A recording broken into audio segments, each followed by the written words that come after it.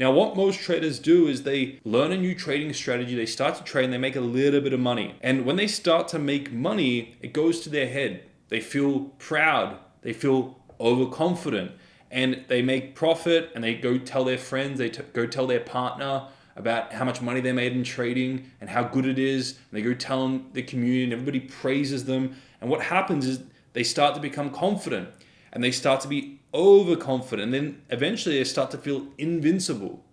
And then they get to a state of pride and self-exaggeration up here. This is, by the way, the boom part of the boom and bust cycle, where they then think that they're invincible, and when they feel they're invincible, they minimize the risks in the market. They forget the risks in the market, and they deviate from their trading plan. They start forcing crappy trades onto the market, thinking that any trade they place, they're going to make money on. And then what inevitably happens, because they're deviating from their edge, from their plan, is they start to take loss after loss after loss after loss. The market humbles them because they don't know how to humble themselves and stick to their trading plan. And eventually they take so many losses that they go on the depressive swing. This is elation, this is depression. And they start to feel really down and sad. And they start to question everything. The self-doubt starts to kick in. The fear starts to kick in. And eventually they get to such a low point where they say to themselves, you know what, something has to change.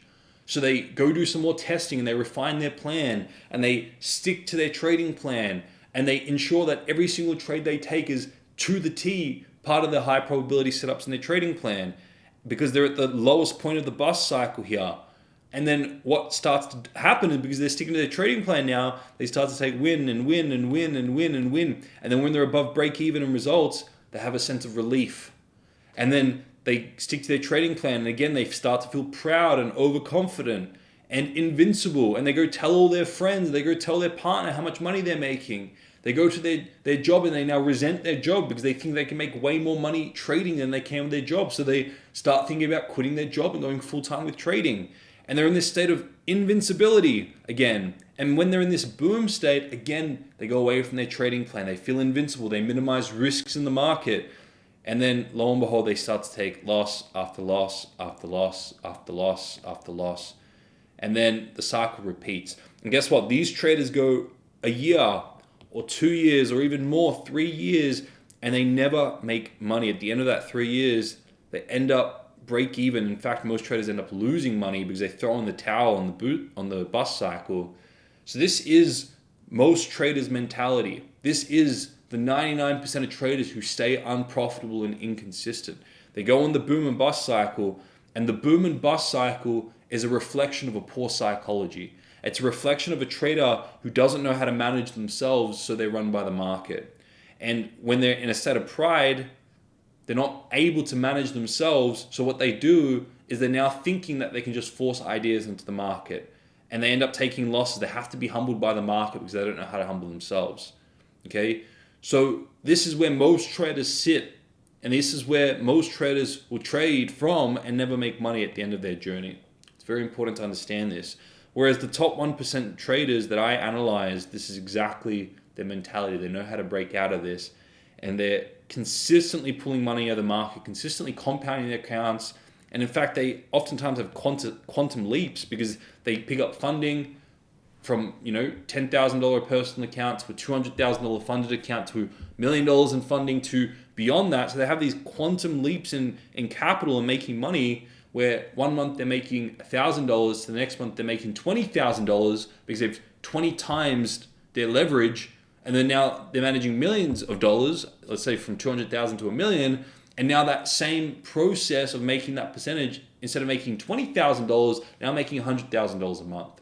So they have these quantum leaps because they understand this very simple principle. And what that is, you can see that these traders still have a boom and bust cycle, but the time in which it takes them to go through the boom and bust cycle is much shorter. And the way they're able to do that is because they're able to manage themselves. So what happens when they take a win, they may feel a little bit elated, they may feel a little bit proud, but they have tools and a mindset and a decision-making matrix to be able to ground that.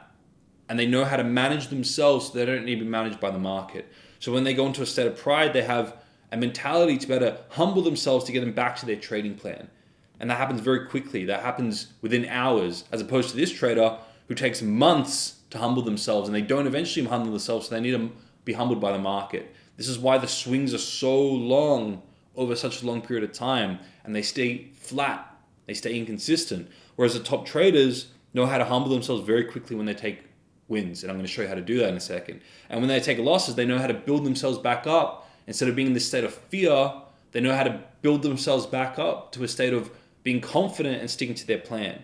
And when they get a little bit proud, they know how to beat themselves up a little bit mentally so that they can get back to their trading plan, into that state of equilibrium. So they're not too proud, they're not too overconfident, but they're sticking to their plan. They're reminding themselves of the risks in the market.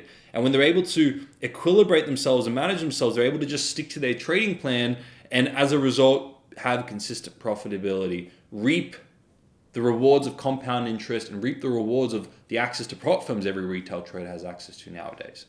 So how do you actually transition? What's the one thing? How do you go from inconsistent to consistent? How do you go from being on the boom and bust cycle to consistently pulling money at the market? Well, this is exactly what I found from analyzing the top traders. This is exactly what I taught Clayton. It's exactly what I teach every single one of my students. And what they do is, after a trade, if they're in a state of, or if they take a win and they're in a state of pride and self-exaggeration, feeling really, really good about that win, instead of letting those emotions get to their head and promoting the state of greed, overconfidence, which what that makes you do is deviate from your trading plan and force low quality setups into the market, which inevitably ends in losses in the bust cycle. What they do is they immediately humble themselves.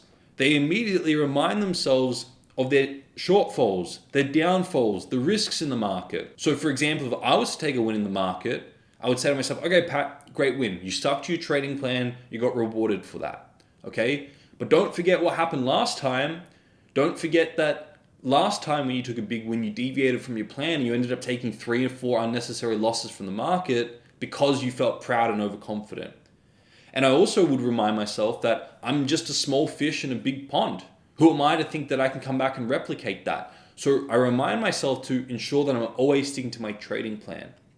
And also remind myself that I haven't even accomplished 10% of the goals I want to accomplish in my life. So who am I to be sitting here and, in my glory of making a little bit of profit on this trade when I have a lot of work to do?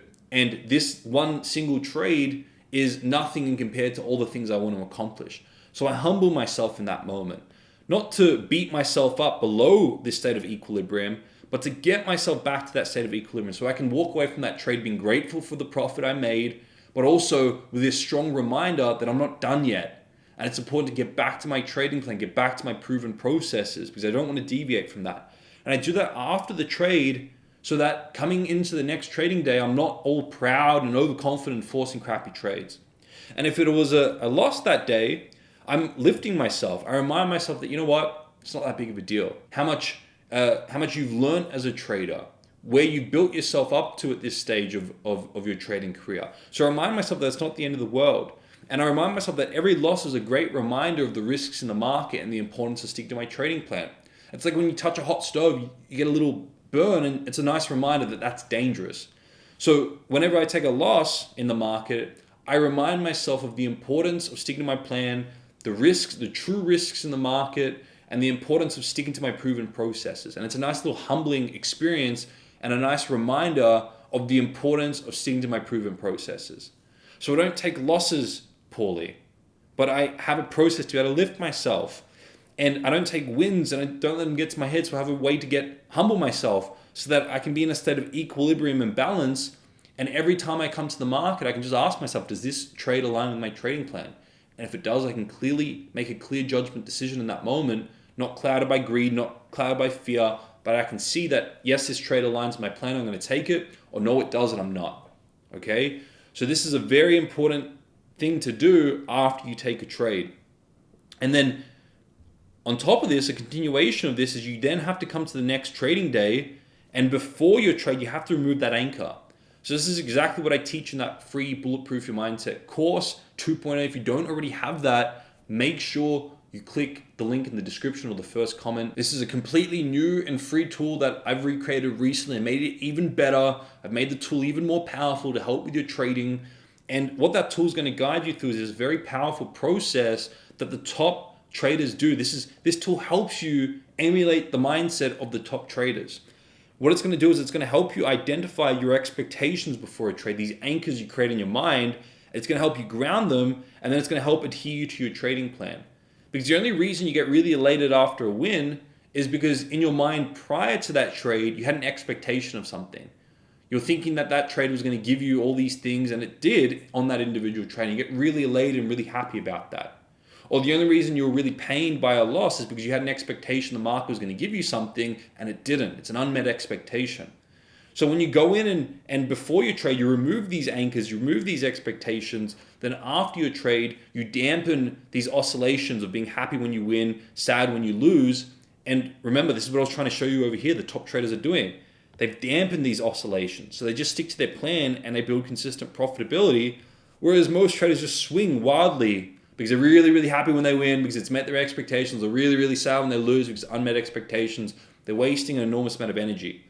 The top traders, before they trade, they are aware of their expectations and anchors. They ground them. They stick to their trading plan. Then after a trade, they humble themselves if they win. They lift themselves if they lose, so they get back to their trading plan. So make sure you download that Bulletproof Your Mindset tool if you don't already have it. That's going to help you transition from an outcome-based trader who's inconsistent to a process-based trader that is consistent.